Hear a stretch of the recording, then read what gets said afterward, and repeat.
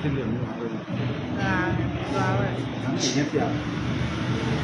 the Lord. Hallelujah.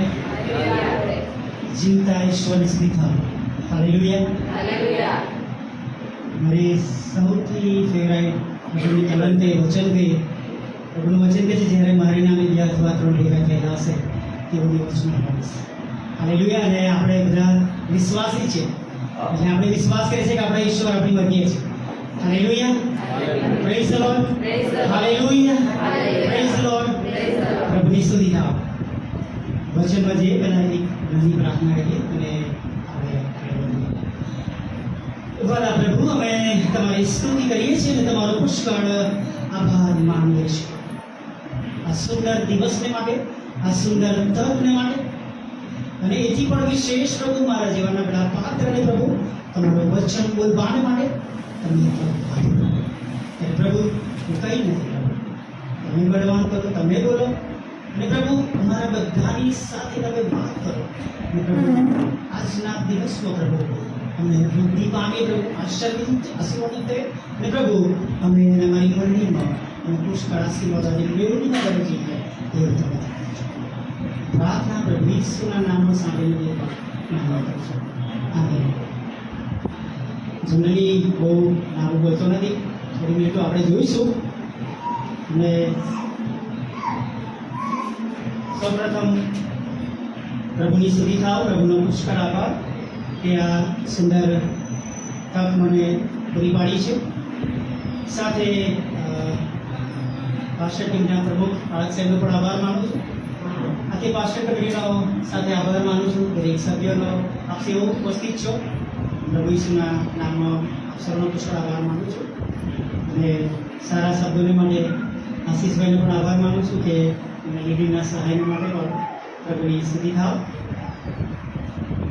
હું જ્યારે કોલેજમાં ભણાવતો હતો ત્યારે નાના છોકરા આવે છે, 12મા ધોરણમાંથી પાસ થયેલા છે. પટેલમેન્ટ ભણાવવું એટલે 12માના છોકરા આવે 18, 19 એ બહુ કહેવાય, 17 વર્ષથી પરના આવે અને ત્યારે વિદ્યાનગર એટલે બધા સરસ તૈયાર થઈને આવે, કપડાં ઉપર બધું સરસ પહેરેલું હોય, મોબાઈલ હોય અને ઘણું બધું એમની પાસે હોય. અને જ્યારે મારો ઇન્ડક્શન ક્લાસ હોય, જ્યારે એમને ફટમેન્ટ વિશે કોલેજ જણાવવાનું હોય ત્યારે મેં ઉદાહરણ ઓછું વાત કરતો. હું એમને કહેતો કે તમે બધા તો શહેરના લોકો છો, પણ જેઓ ગામડા જોવે એને બળદગાડું ખબર હશે, બુલકગાડ નહીં. એકો કહીએ, કદાચ એકો કહે, આગળ બળદ હોય અને પાછળ બેસવાની જગ્યાએ એમાં વજન પણ હોય. અને હું એમને કહું કે તમે આવ્યા છો માટે તમે ઈશ્વરનો આભાર માનો. જોકે હું ખ્રિસ્તી વ્યક્તિ તરીકે હંમેશા નાની વાતો મેં એમને કહી દઉં, જ્યાં તક મળે ત્યાં પ્રભુનું નામ લઈ લઈએ નહીં. અને હું એમને કહું કે તમે બળદના આગળ ચાલતા જુઓ છો ને, પાછળ ભાર હોય, બધાને બેસાડેલા હોય. તમને ખબર છે બળદ છે ને ત્યારે શું ફાધરે તમને ખેંચે છે અને પછી તમે સાકતા મારો છો ને કપડા ઘણા બાળકો રડી પડતા. અને હું એમને કહું કે આખું વર્ષ તમે આ વાત યાદ રાખજો કે તમને તમારા મા બાપે આ જગ્યા પર ભણવા માટે બોલાવ્યા છે નહીં, અને તમે એમની ઈચ્છાને ખરા ઉતારજો નહીં. અને એમને ઘણી વાર કહું કે હું જે ઈશ્વરને માનું છું, જે અમારા આકાશના બાપ છે, એમના દીકરા એમના પિતાની ઈચ્છા પૂરી કરવાને માટે ઈશ્વરને એટલે આવી રીતના હું નાની સાક્ષી પાડતું. અને આ જે બાબત કીધી મેં એ છોકરાને એ પછી ઘણી વાર સારી એવી અસર પણ પડતી હતી, છોકરાને ગંભીરતા મળે. અને પિતાનું મૂલ્ય બહુ જ છે. અને જો ઘરમાં પિતા ના હોય તો એક સારી આગેવાની આપણે કહીએ ત્યાં ચૂક આવે છે. એવું નહીં કહીએ કે મધર હંમેશા સિંગલ પેરેન્ટ હેન્ડલ નથી કરતી, પણ જ્યારે આજે પિતાની આપણે વાત કરીએ છીએ ત્યારે આપણે એ બાબતની ખાસ નોંધ થાય કે હંમેશા એક પિતા એક સારી આગેવાની આપે છે, ઉદાહરણ આપે છે, સાક્ષી આપે છે. એવા નાના બે આપણે પાત્રો જોઈશું અને એક નેગેટિવ પિતા પણ આપણે જોઈશું. થોડી વારમાં આપણે નાની વાતો સમજીશું.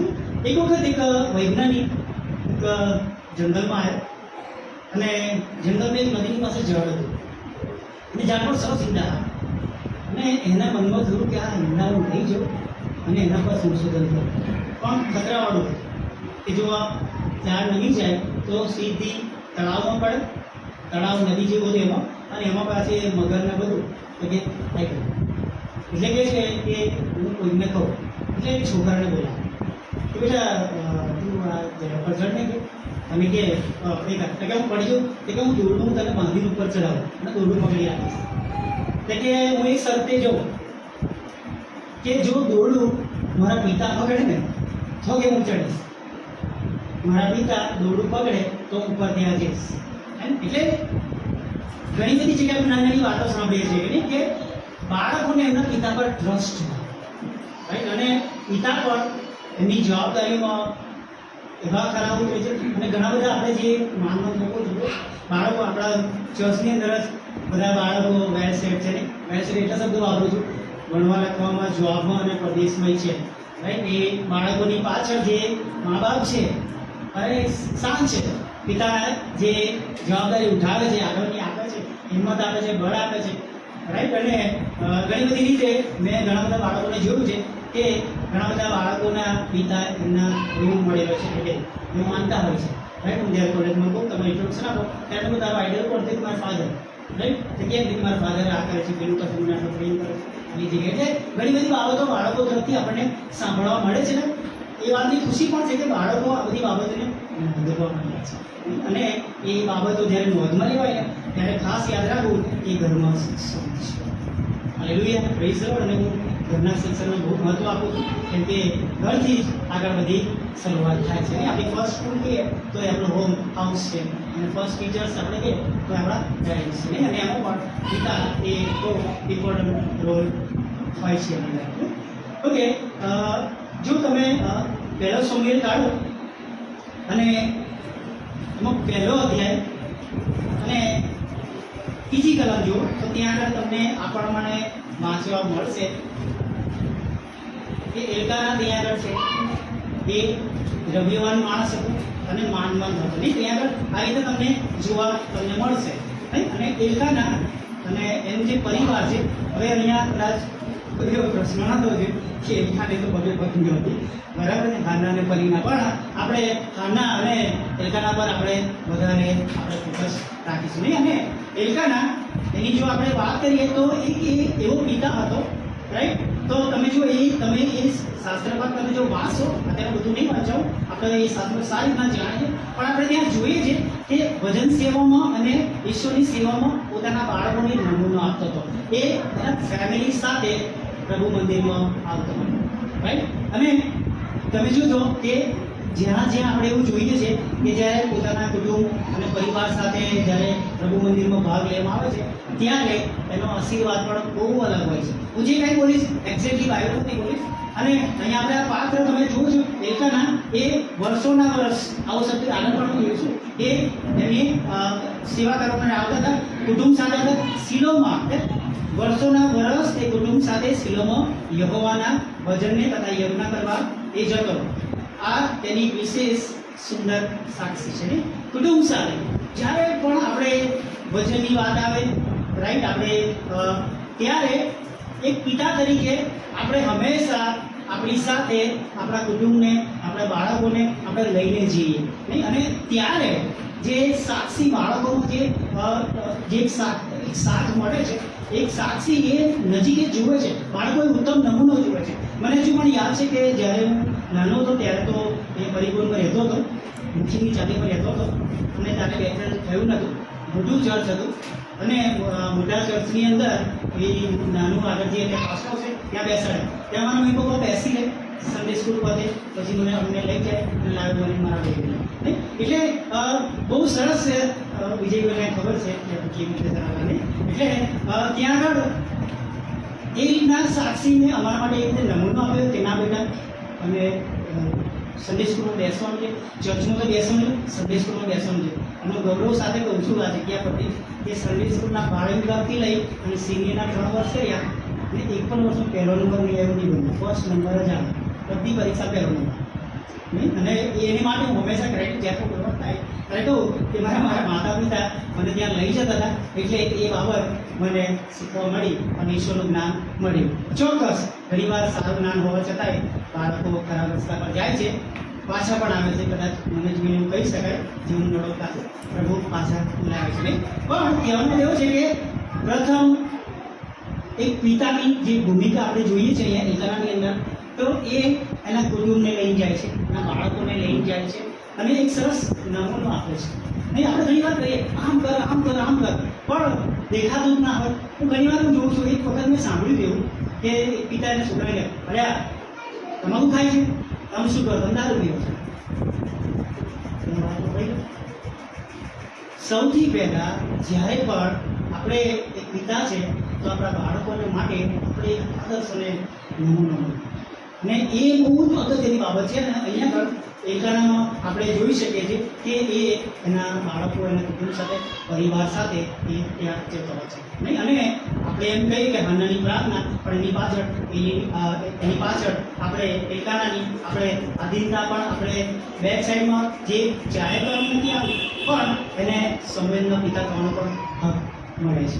નહીં આપણે જોઈએ છીએ હાનાની પ્રાર્થના, પણ આપણે કુટુંબ તરીકે પણ જ્યારે વિશ્વાસમાં ચાલતા હોય ત્યારે આપણી પ્રાર્થના ઈશ્વર સાંભળે છે. એટલે અહીંયા આગળ આપણે તમે જુઓ તો એ એક ઉમદા સાક્ષી આપે છે, નમૂનો આપે છે અને એવા એ પિતાઓ આપણે કહી શકીએ જેઓ વચન સાંભળે છે, વચન પાળે છે અને વચન બોલે છે. અને વચન બોલવું પણ જરૂરી છે, વચન સાંભળવું જરૂરી છે અને વચન પાળવું જરૂરી છે. વચન બોલવાથી સતન ભાગે છે, વચન સાંભળવાથી આપણું મન શુદ્ધ થાય છે અને વચન પાળવાથી આપણે મજબૂત વિશ્વાસમાં આગળ થઈએ છીએ. આગળ આપણે જોઈએ તો એ સરસ આગેવાની એ આપતો હતો. જો બીજું બે નાની વાત કરું તમને તો ગામડાઓમાં જનરલી જો ને તો ધૂળવાળા રસ્તા હોય, ધૂળિયા રસ્તા, અને એક પિતા સવારમાં એના ઘરમાંથી નીકળ્યા, ચાલી લઈને કરિયાણાની દુકાને ગયા અને બધું ઓર્ડર આપતા હતા કે ભાઈ આપો. તો એટલે અમે નાનું 7-8 વર્ષનો નાનો બાળક આવી ગયો, પપ્પા પપ્પા અરે બેટા તું કેમ ના આવી ગયો કે છે ઘરેથી, કે પપ્પા હું તમારા પગલે પગલે આવ્યો. એટલે બાળકો એમના પિતાને ફોલો કરે. એટલે પિતા જો બન્યા છે તો આપણે બધા ગૌરવની વાત તો છે રાઈટ, પણ સાથે સાથે ફાધર તરીકે પિતા તરીકે આપણે નમૂનો પણ આપવાનો છે. અને એ આપણને ત્યારે આપણે એ પ્રમાણે કરી શકીએ જેમ આપણે એકાના માટે આપણે જોયું કે વર્ષોના વર્ષ કુટુંબ સાથે સ્ત્રી લોકો યહોવાનું ભજન કરવા માટે, યજ્ઞ કરવા માટે આવતા. આપણે મારેથી બધા એવો કોઈ બાકાત નથી.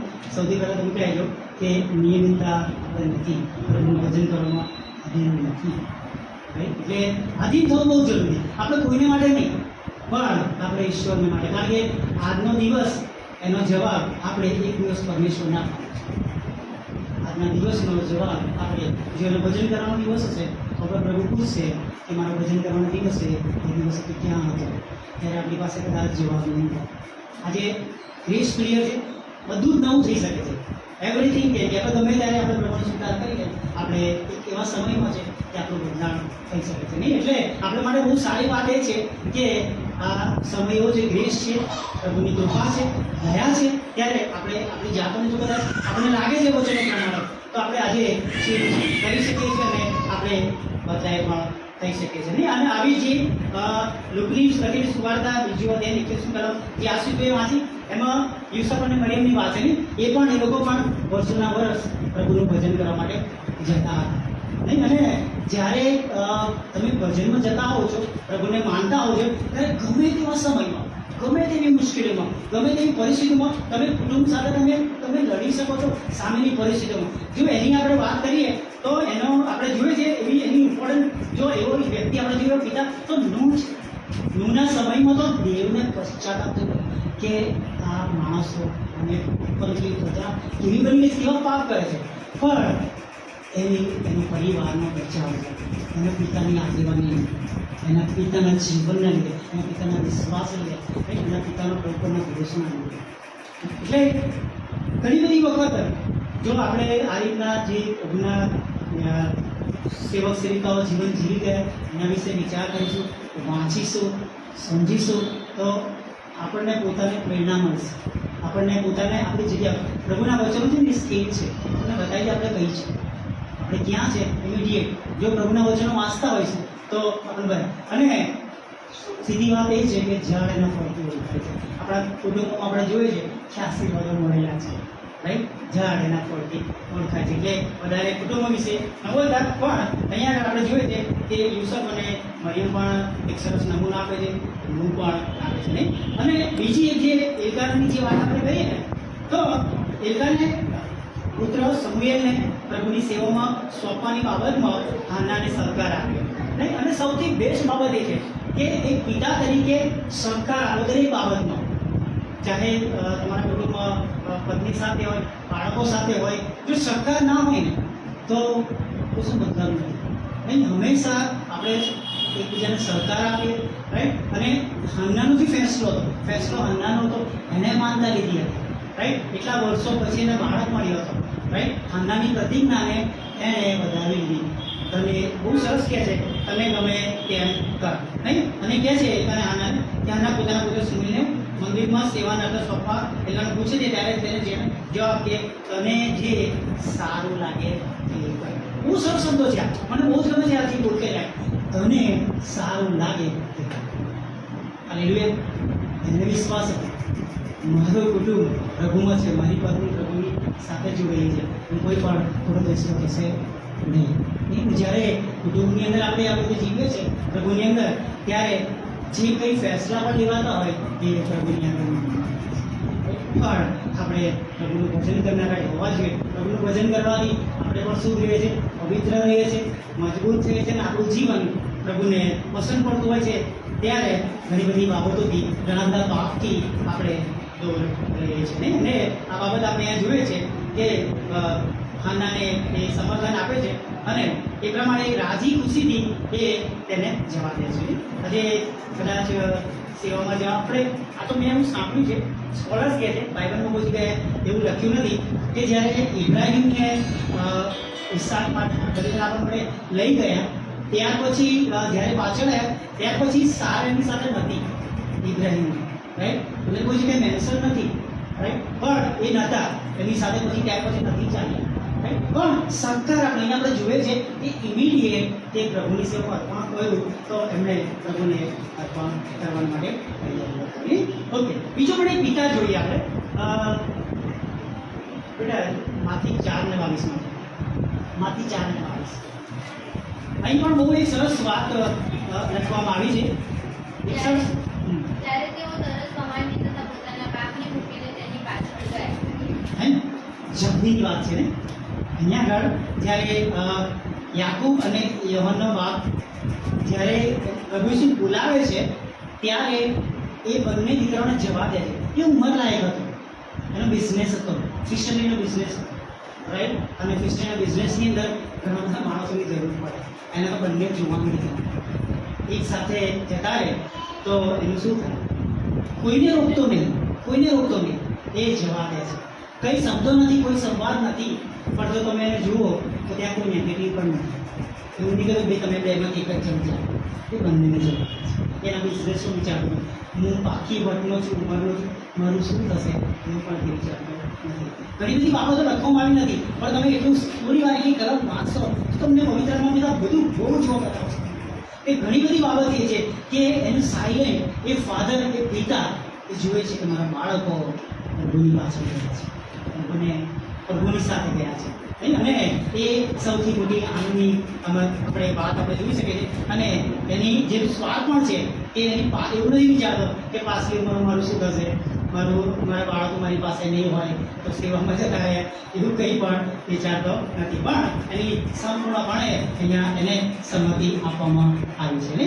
હવે જો નિષ્ફળ પિતા તરફમાં જોઈએ આપણે તો બાઇબલમાં એવા પણ બે પિતા છે, એક નામવાળા છે અને એક નામ વગરના છે, રાઈટ. અને જો આપણે સમુએલના પુસ્તકમાં જોઈએ ને, સમુએલના પુસ્તકમાં જ આપણે જો આગળ વાંચીએ બીજા અધ્યાયની અંદર, તો ત્યાં આગળ એલીના કુટુંબ વિશે લખવામાં આવ્યું છે, નહીં. અને એલીના બંને દીકરા એ ખરાબ રસ્તા નહીં. અને પ્રભુ બાપ તો એવી બાપ તો એવો બાપ તો કહે છે કોઈ પણ રીતે એ લોકોની ભૂલોને માફ કરવાનો છે. કોઈ કન્યા પણ એ કુટુંબને માટે હું માન્ય કરીશ નહીં. કેમ કે એ એવા પિતા હતા, નહીં. હોફની, એક દીકરાનું નામ છે ફિનહાસ ને હોફની, બંને બાળકો ખરાબ કરતા પિતા જોવે છે, કહે છે, પિતામાં માનતા પણ નથી રાઈટ. પણ એક દિવસની શરૂઆત નહીં થઈ. ઘણીવાર આપણે જોઈએ છે કે ઘણા બાળકો આપણે કે આખી ઘરે આવી હોય, પણ એની શરૂઆત જ્યારે હોય ને ત્યારે કહેવાનું. મેં કહ્યું હતું કે એક માજીના ત્યાં હું ગયો, બસ એનો ફોન આવ્યો કોઈના કે મારે મરી જવું છે. તો કેમ મરી જવું? બસ કે મારે જીવવું નહીં, કે મારું જીવન ખલાસ થઈ ગયું. તો સારું, મને થોડો સમય આપો, હું તમારે ત્યાં આવું, વાત કરીએ, પછી તમને યોગ્ય લાગે તો પછી તમને ગમે એમ કરજો. પછી શું થયું કે મારો પતિ દારૂ પીવે છે, મારો છોકરો આઉટલાઈનમાં છે, દારૂ પીને તમારું છે. મેં કહું સારું, મને કહો તમે શું થયું, શું કર્યું, કેવી રીતે તમે બાળકનો ઉછેર કર્યો, અને બધી બહુ મોટી વાતો કરી. મારા બાળકને કંઈ ઇંગ્લિશ સ્કૂલમાં ભણાવ્યો, અને બાઇક લઈ એને સારા કપડાં એની એક બધે એ ઉજવી, આમ કર્યું પેલું કર્યું. મારી બેગમાંથી બાઇબલ કાઢી નાખી એમને બાઇબલ આપ્યું, તમે પૂછ્યું ક્યારે કહું એ મને લઈ ગયો બીજું હું એ માપ તમારું છે. મેં તમે શું કેમ કરવા જાઓ છો? તમે પ્રભુને આગળ ઘૂંટડે પડો, માફી માંગો કે પ્રભુ મારી ભૂલ છે, હું મારી ભૂલના લીધે મારો દીકરો કરે છે. તો જો પ્રભુ કેવું કામ કરે છે. અને 7 થી 8 મહિનામાં એ કુટુંબની ફરી જ્યારે મુલાકાત લીધી એ વહેશે પરમેશ્વરની પ્રાર્થના સાંભળે છે. પણ જો આપણે આજે એમના પરિવારમાં આપણે જોયું છે કે જો પિતા જાગૃત નથી બોલતા, એમને ખરાબ રસ્તે જવા દે છે, તો ઘણી બધી બાબતો આપણા ઘરમાં આવે છે ને. અને બીજી જો છેલ્લી બાબતો અને પછી પૂરું કરી દઈશું તો રાજાઓનું પુસ્તક છે, બીજો રાજા અને ચોથા અધ્યાયમાં ખાલી નામ આપ્યું છે સુનામીનો પતિ, એવું ત્યાં આગળ છે. પણ તમે જુઓ ને તો બહુ ભૌતિક આશીર્વાદો એ કુટુંબમાં છે. બરાબર, સુનામીનો પતિ છે, પૈસા ટકે સુખી છે. તો તમે જુઓ તો અંદર 3 અને 8મી કલમો હશે ચોથા અધ્યાયમાં. પછી એક દોલતવાન માણસ હતો, પછી એ એલિસા જે પ્રભુદત્ત આવતો હતો એના માટે એ લોકોની સેવા કરતો હતો, એના માટે ઉપર ઉઘડી બનાવે છે, એના માટે ખર્ચે, એના માટે નોકર ચાકર રાખતો હતો, બધું જ એમ એની જે બધું જોઈએ એ બધું એ સેવક માટે અથવા સેવા માટે સેવક આપતો હતા એના માટે કરતો હતો. પણ એ કદી વજનનો ભાગ નહોતો લેતો. એલિસાના ત્યાં આગળ જો સૂચના કરી હોય તો એની સાથે ક્યાંય નહીં તમને મળે, બંને સાથે જોવા નહીં મળે. એ જ્યારે હોય તેના બિઝનેસ. આજે એવા ઘણા પિતાઓ આપણે જોઈએ છે, ગમે ત્યારે જો સવારમાં નીકળી જાય તો રાતે બાળકો ઊંઘતા હોય નહીં. અને અહીંયા આગળ એક એવો પિતા પણ છે કે એના બિઝનેસની મદદ છે. અને ચોક્કસ એનું બાળક મરી ગયા છે ત્યારે એ સાદો પણ કરે છે. પણ તમે એ પિતા વિશે તમે જુઓ કે ઘણી બધી બાબતો લખી છે, પણ આપણે આગળ આપણા કાર્યક્રમો કરીશું માટે હું પૂર્ણ કરીશ. પણ એ પિતા એને બિઝનેસ, જોબ, કામ જ્યારે માંગો પડે છે, માથું દુખતું હોય ત્યારે નોકરને આપી દે છે. નોકરને કહે છે તેને મૂકીને આપી દે છે. એ લઈ નહીં જતો એ મમ્મી જાય. એની પિતા હોવાની દરેક જવાબદારીમાં નિષ્ફળ જાય છે. એને એવી બાબતો છે એમ કહેતો નથી, પણ હું ઘણીવાર અમુક જગ્યાએ કહી દઉં છું કે ઘણી જગ્યાએ પ્રભુ આશીર્વાદ નથી આપતા, એના અમુક કારણો હોય છે. બરાબર છે? એટલે આપણને તો બધાને આશીર્વાદો મળ્યા છે. પિતા તરીકે આપણને ઓળખાણનું બહુમાન મળ્યું છે, અને આપણે પણ પ્રભુ ઈસુ પર વિશ્વાસ કરવા દ્વારા એમના બાળકો થયા છે, અને એમને પિતા તરીકે સંબોધવાને આપણે પિતા ગણીએ છીએ. God bless you.